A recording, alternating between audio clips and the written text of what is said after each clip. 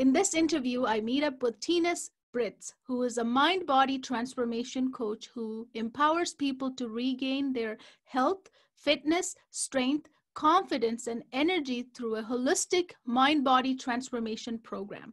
Let's welcome Thinus.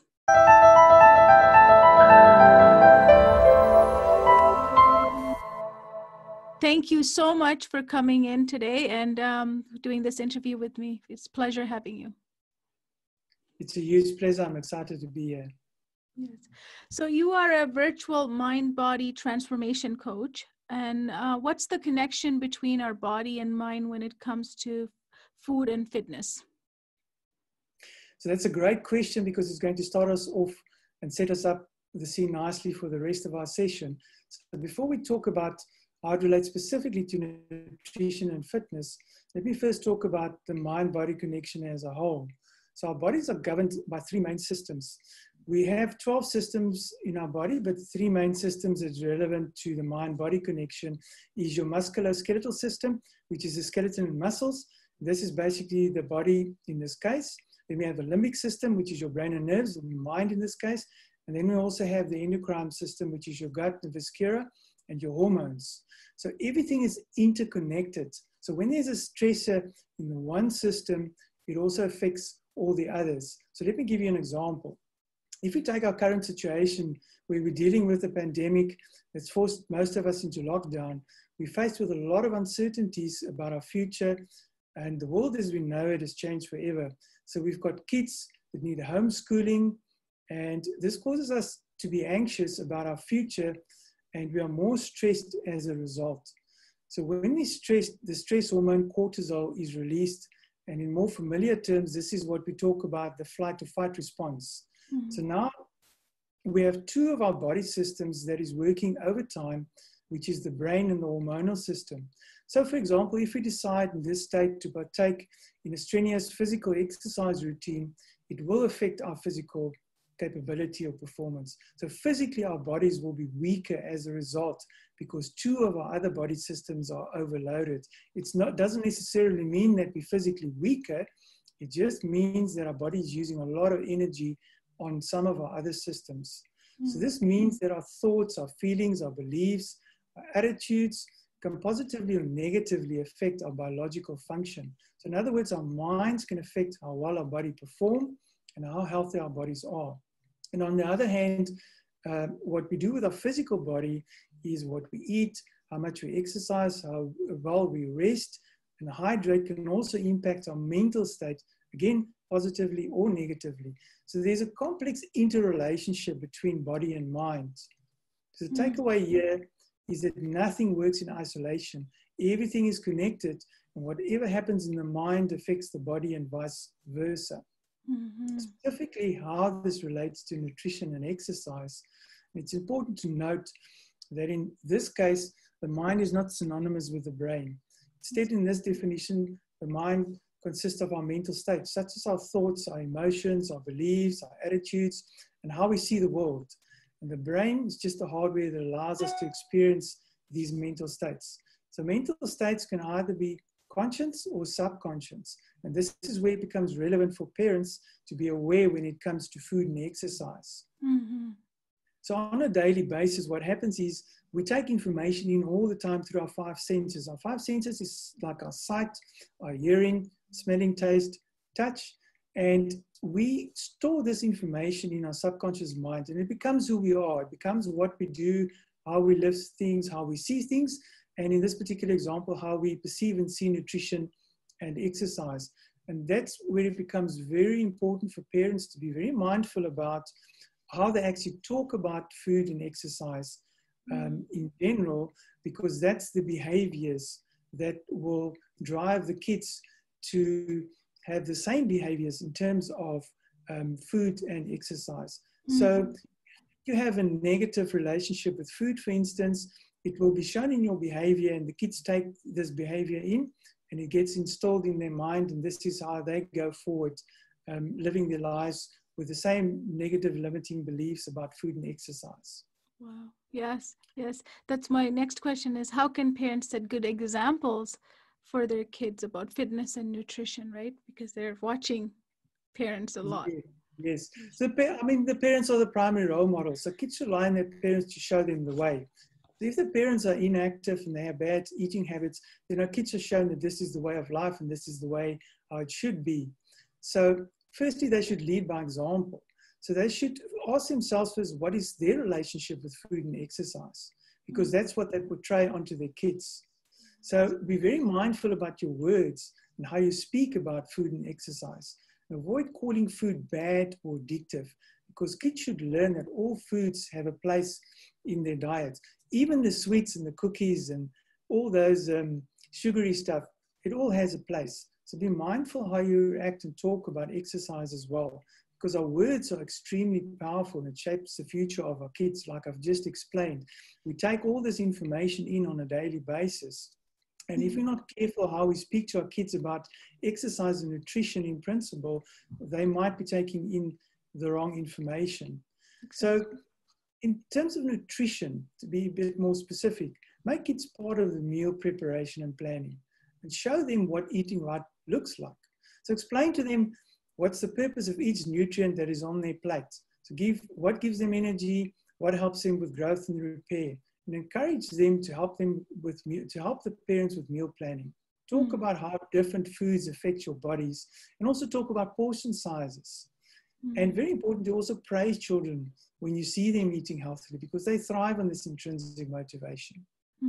And maybe not hard to set good examples, but it's also very important to create a taste for healthy food in kids from a young age, because we all create certain taste preferences. We all like certain things, but it's just a taste that we've developed over time.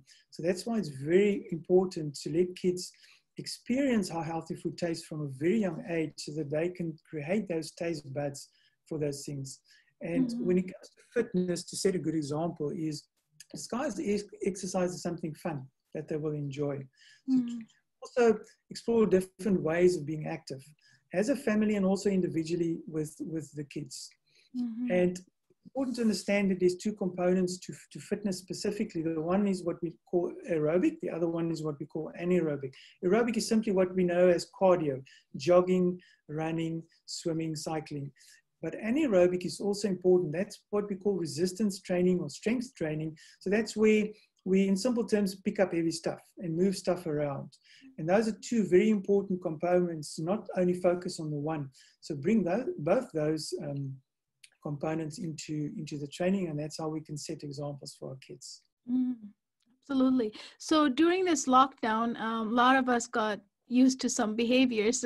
We developed some bad habits, right? What can we do to correct these habits?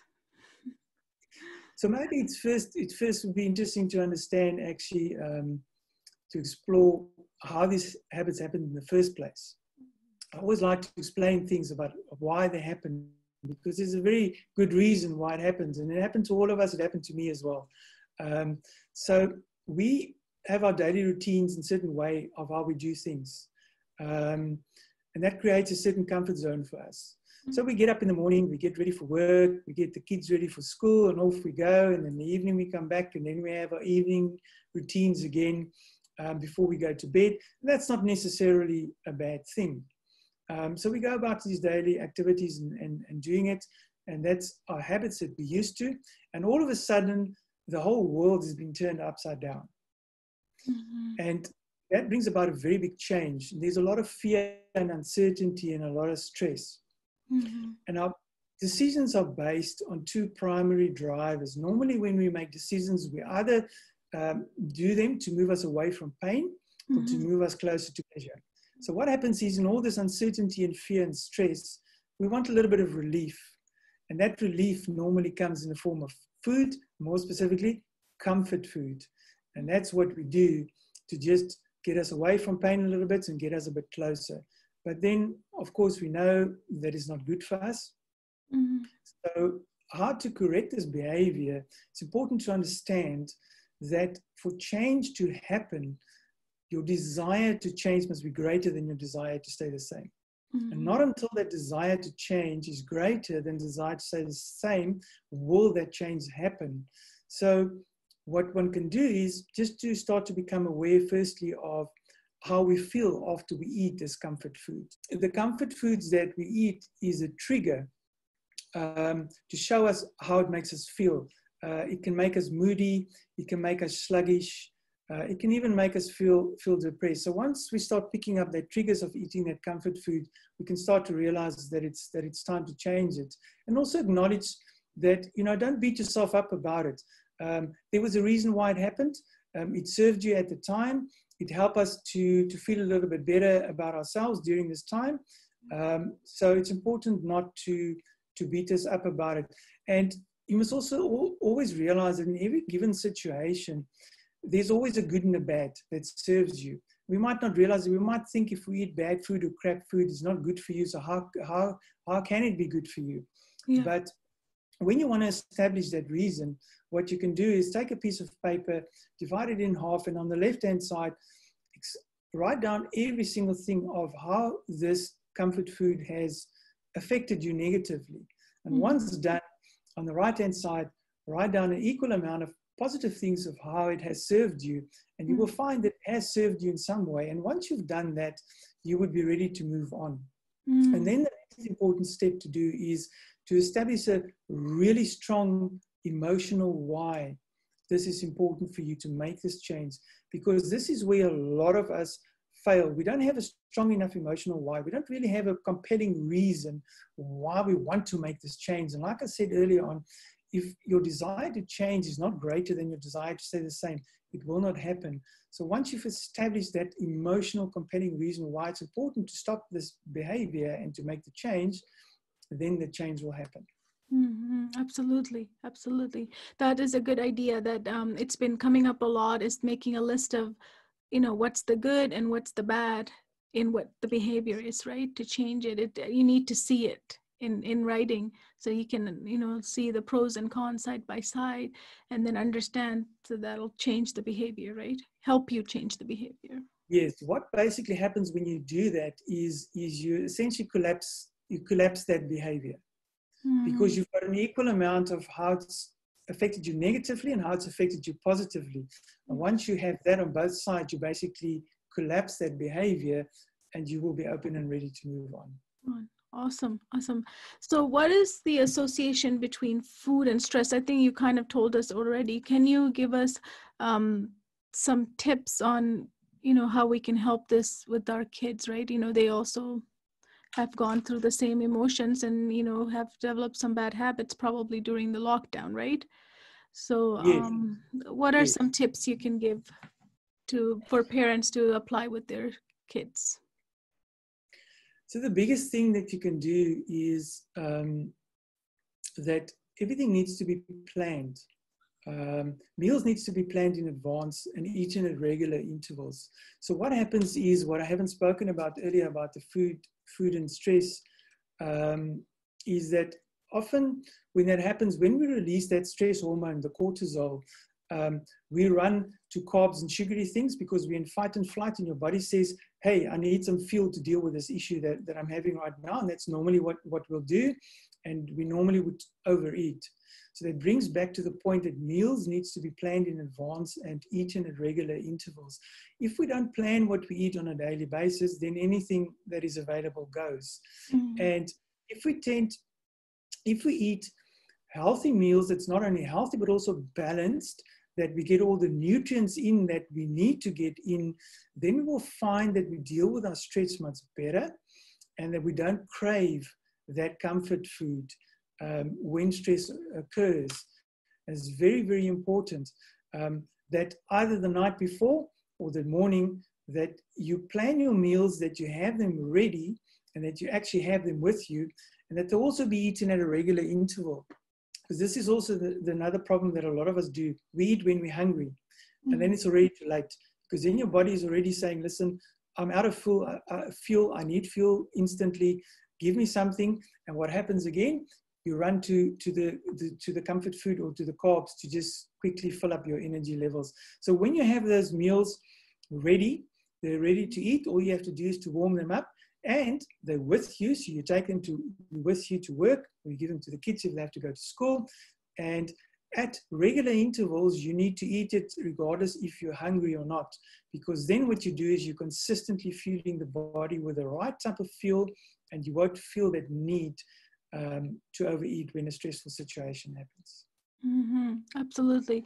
So the next part is that's food is good. What about for fitness? What are your recommendation or tips to get kids moving? A lot of our kids used to play sports or other stuff. It's all got canceled, right? It's kind of went into it's a shock, right, to the system. Yeah, Like we're not doing what we're normally would yeah. have been doing. So how do we now start back that up in the family? Parents, what can they do? So it's a very difficult situation because it depends on what type of training you're used to. Do you have the equipment or don't you have the equipment? But the trick here is just, look, our bodies are made to move and work, as you know.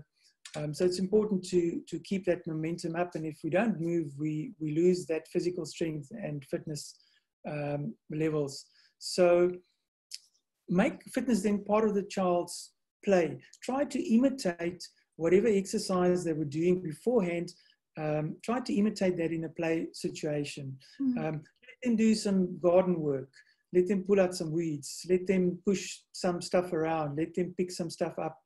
Let them do some house chores, just to get that physical activity going. And if they can go outside, they can maybe do a little bit more body training, using body as your weight, and make sure that you incorporate all the components, not just cardio, like I've said, but also mentioned a little bit of resistance and strength training by letting them squatting, sitting, lunging, using the body as a weight essentially, to get them going on that. Yeah, absolutely. Good tips. So parents are, in the position to, as we talked about earlier, we're a role model. It's a lot of pressure, but it's still, we're the role model for our kids, right? So how do Yes. we foster all these healthy habits? Like you've given us some tips on that, but how do I make sure that, I'm continuously doing that? Because there's days I can't do it, or I'm feeling bad or whatever, right? Then I feel Yeah. guilty, right? Yeah. Yeah. So we know that growing up in an environment where health and fitness is a way of life, the chances are that, the kids will incorporate it into their life as adults as well. So small, daily, consistent actions will equal lifelong habits. So when it comes to promoting positive habits is to aim for balance and openness around food and meal times, and include your children in the meal planning, the shopping and the preparation, and encourage them to have a healthy relationship with food. It's very important. Create a warm and open family environment at meal times.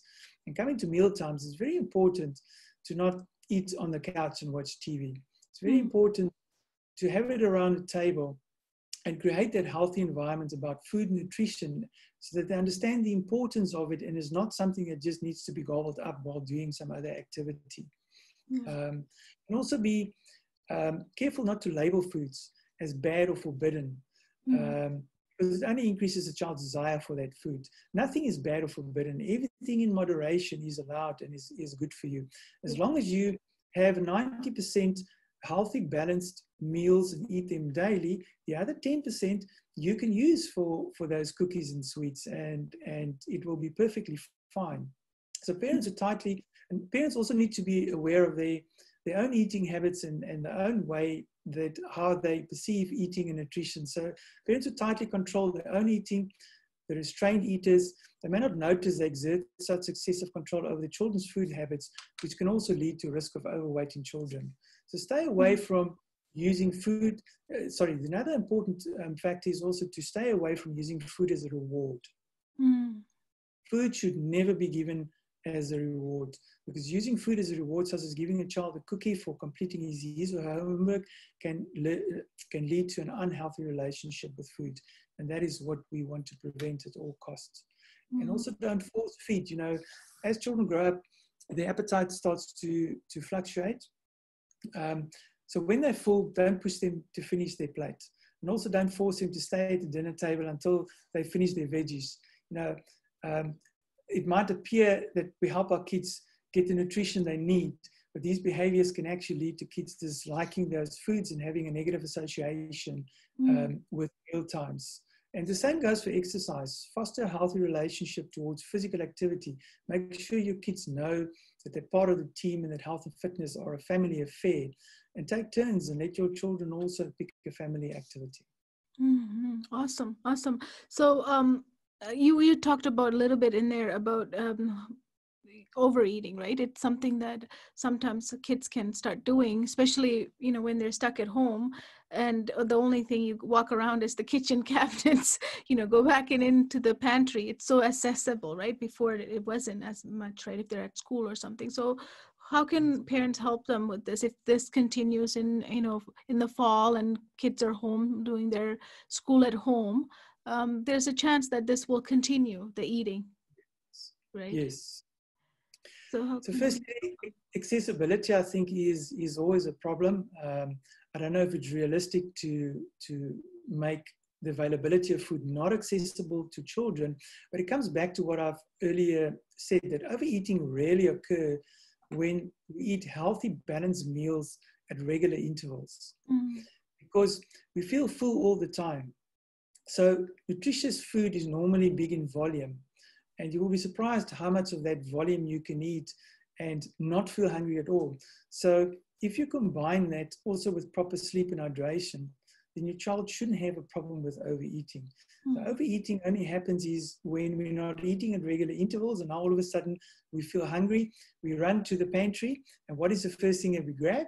We grab the carbs, we grab the cookies, we grab all those refined sugars and processed foods, and that's when overeating happens. And we also need to be very aware of our own behaviors, because our own behaviors create the behaviors of the kids at the end of the day.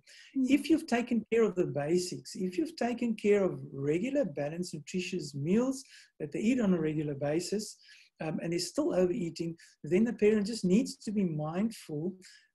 Overeating is not the problem. There's something that's causing it. And that cause might be a stress factor or something traumatic that happened in the kid's life. And then you need to be aware of that so that you can treat the cause and not the symptom. Yes, exactly. Yes. Why does certain food intake affect the energy level and fog the mind of the learning? Because if the parents are thinking of, homeschooling or, blended learning, right, for the upcoming year, the food does affect your mind. As you Yes. said earlier, right? So there's the certain food kind of fog and reduces the energy, not give you more energy if you eat it. So Yes. can we talk about that a little bit? Yes, sure. So firstly, as you know, we are what we eat. So if we eat crap, we feel like crap. It's as simple as that. So if you think about it, your brain's always on. Takes care of our thoughts, takes care of our movements, our breathing, our heartbeat, our senses. It works 24/7, and even while we're asleep. So this means that our brain requires a constant supply of fuel. Brings me back to what I've said earlier, that we need to have regular meals regardless if we're hungry or not. And that fuel comes from the food that we eat, and what's in that fuel makes all the difference. So put simply, what you eat directly affects the structure and function of your brain and ultimately your moods. It's like an expensive car. Your brain functions best when it gets only premium fuel. So the culprit in all likelihood is when we get brain fog, is usually those highly processed carbs that we eat. Because what happens is it causes a rapid spike in your blood sugar levels.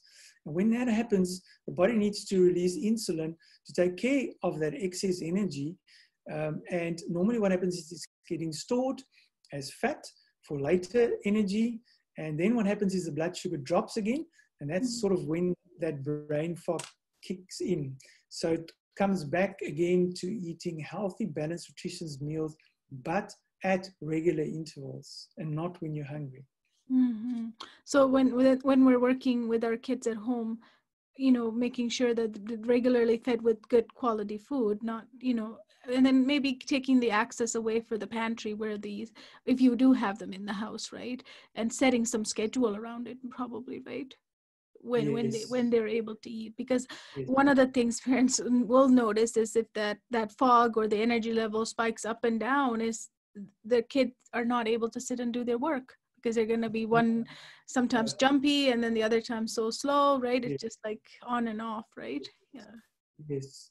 So once you have that balanced nutrition and you give it to the kid at regular intervals, regardless if they're hungry or not at the time, you will instantly see a massive, massive difference. In fact, within the first day or two, you will firstly find the kid is less stressed, is more focused, and they are less prone to run to those snacks that's in the pantry because they're full. You know, when we're full, we don't really feel like eating those cookies and sugary stuff and that. But again, don't deprive them of it.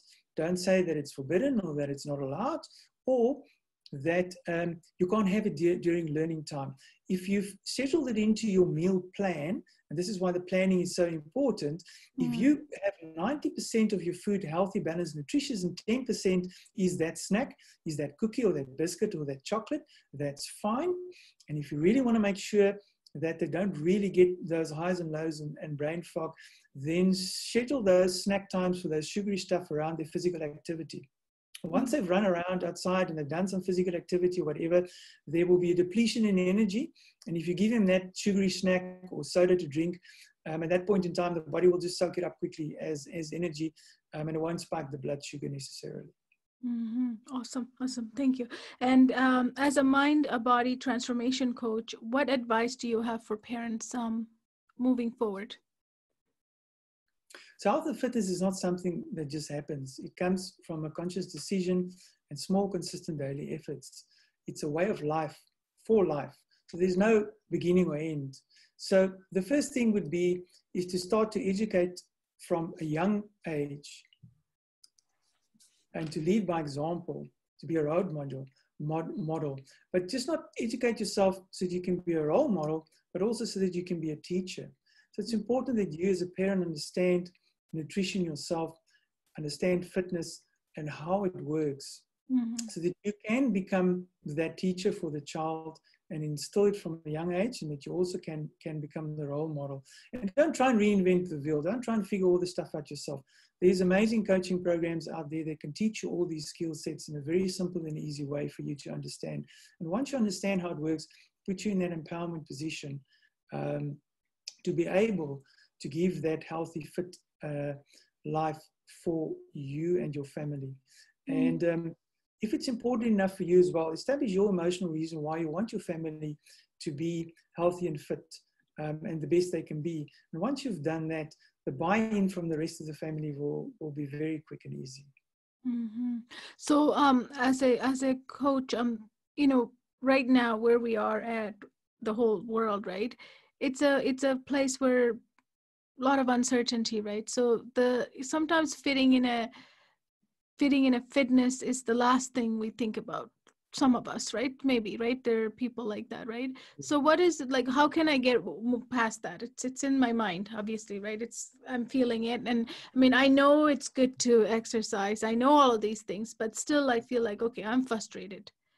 I'm feeling depressed, or all of these feelings are happening in us right now, right? Overwhelmingly. So what do you advise? So it goes back to what I said earlier on. If your desire to change is not greater than your desire to stay the same, nothing will change. So that would need to happen. Currently, however frustrated you are about the situation and the fact that you know that you should start training, that it's going to make you feel better, you're not. It simply means that your desire to change is not big enough yet. You don't have that compelling emotional reason why. And a good way to establish that is just, again, to take a piece of paper, sit down and really think about why this change would be important for you. Make it a very emotional, compelling reason, and make that reason strong enough so that that is what your driver is every single day, that will move you forward in order to start living healthier. And again, also don't beat yourself up. If it's not possible for you right now, let's say, for example, it's really not possible to do a lot of exercise right now, then what you need to do is simply, for now, reduce your calorie intake, reduce your energy intake. In other words, reduce your food intake, because essentially you're burning less calories, so that you don't become overweight in the process as well. So do what you can with what you have, but it's very, very important. This is really 90% of the battle won. You must have a really strong emotional reason why. And when you go sit and write that down, you might find that it's just not that important for you right now. And that is also okay. And then just do the best you can with what you have. Yeah, time, right? Time will get yourself moving. But sometimes you just have to be compassionate to yourself to allow that time. Always be compassionate. Never beat yourself up for your bad behaviors that's created the fact that you're not training, the fact that you may be eating wrong food. Acknowledge that there's a reason why that happens. But if you really want to make a change and move forward, you really do need to sit down and figure out what would that compelling reason be for you to change. Mm-hmm. And once you have that, the change will happen. Then the excuses will disappear, because then your current state is not acceptable to you anymore. The new one is where you want to go, and your reason why you want to be there is compelling enough. And maybe a compelling reason as a parent could be is that you do need to start to set that example for your kids, that you want to be that role model. And that might be a very strong emotional why you want to do it. And if that's very strong, that you want to set the right example for your kids, then nothing's going to stop you to achieve that at the end of the day. Yes, beautifully said. Thank you so much for coming in today. It's a huge pleasure. Thank you.